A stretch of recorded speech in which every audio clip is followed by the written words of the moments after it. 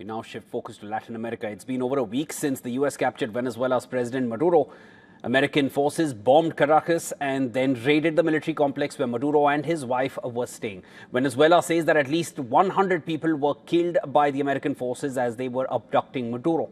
However, not one American soldier was killed. How did the US pull off such a raid?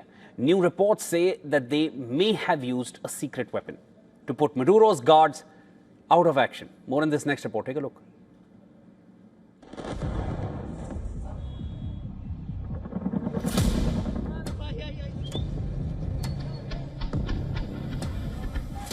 On the night of January 3rd, Venezuela's capital, Caracas, was attacked by the US military.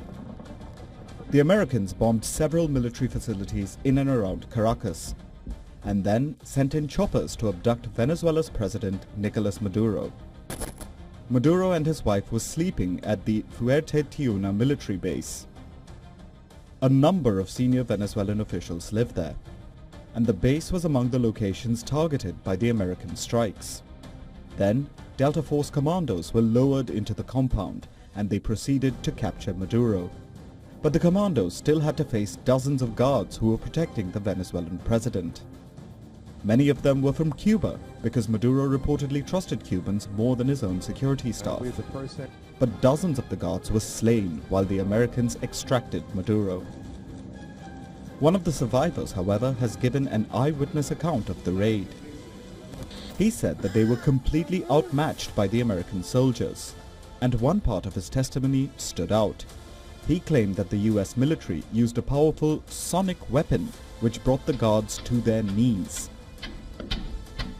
The survivor recounted that many of the guards started bleeding through the nose, and some even vomited blood. He said that the trigger was an intense sound wave, and when he heard it, he felt as though his head was exploding from the inside. So, does this mean that the US now has sonic or ultrasonic weapons? Ones capable of incapacitating large crowds? Well, the Americans have had something like that for years, and they even sell it to other countries.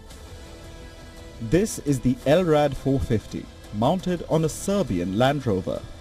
LRAD stands for Long Range Acoustic Device, and the Americans have been using these for years. They are sound cannons, which are usually used as specialized loudspeakers, but they can also be weaponized and used for crowd control. This is a video from Serbia taken during protests back in March 2025.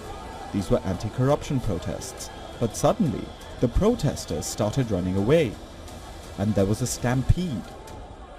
It was reportedly caused by the Serbian police using a sound cannon to disperse the protesters. Many of the demonstrators later complained of headaches, ear pressure and nausea. But Serbia denied using the sonic weapon on the crowd. Its use as a crowd control device is banned in many countries. China also has similar devices. They were used against protesters in Hong Kong back in 2019. Thailand was seen deploying the device as well. It was used against Cambodia last September. The company that makes this device says that there are mobile versions available, which can be mounted on helicopters. If these are the sonic cannons that are for sale, that are publicly known, what does the US military have access to? And could an advanced version of the sound cannon have been used in Venezuela? US Press Secretary Caroline Leavitt highlighted a social media post which contained the surviving Venezuelan guards' account of the raid. Is that an admission by the White House?